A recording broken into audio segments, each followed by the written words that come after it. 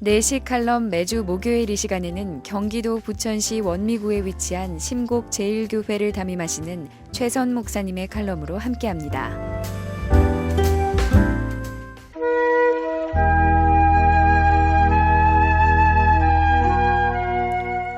19세기를 대표하는 인물 중에 조나단 에드워즈가 있습니다.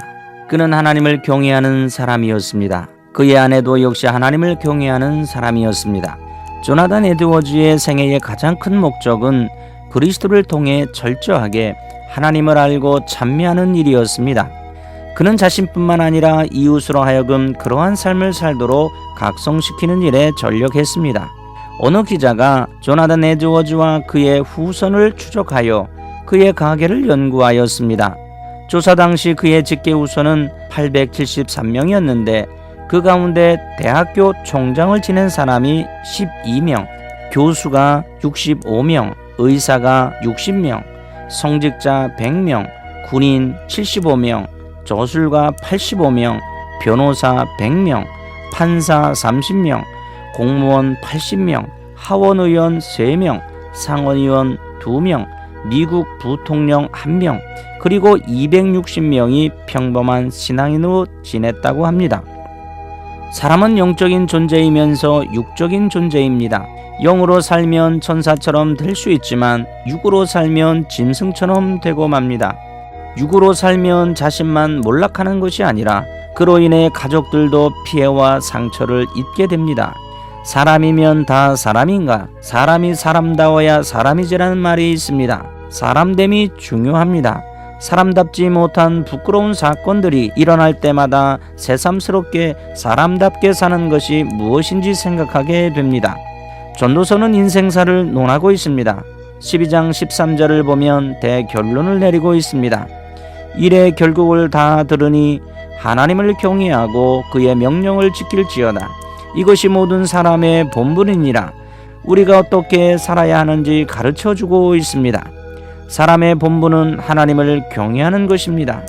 사람이 사람답게 사는 길은 사람의 본분을 지켜 하나님을 경외하며 사는 것입니다.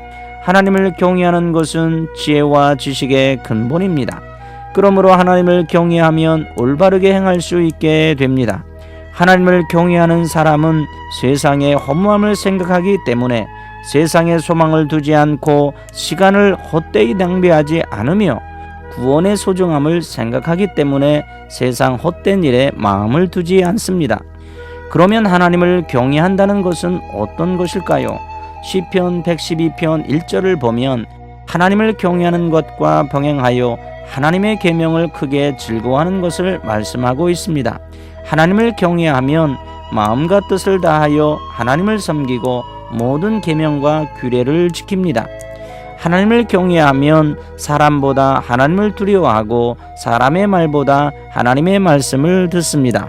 하나님께서는 자신을 경외하는 자들에게 복을 주십니다. 시편 112편 1절을 보십시오. 할렐루야, 여호와를 경외하며 그의 계명을 크게 즐거워하는 자는 복이 있도다. 하나님을 경외하는 것은 피조물인 우리 인간의 당연한 도리인데 하나님은 그 보상으로 복까지 주시니 얼마나 감사합니까? 그러면 하나님을 경외하며 하나님의 뜻을 따라 올바르게 살아가는 성도들과 그들의 가정에는 어떤 복이 임할까요? 그것은 하나님을 경외하는 가정은 후손들이 땅에서 강성하게 되는 복을 받습니다. 시편 112편 2절을 보면 그의 후손이 땅에서 강성하며라고 말씀하고 있습니다. 부모가 자녀에게 물려줄 수 있는 최고의 유산은 하나님을 경외하는 믿음이어야 합니다. 대를 이어 하나님을 섬기는 것보다 더 복된 일은 없는 것입니다. 그러면 후손들이 땅에서 강성하게 되는 것입니다.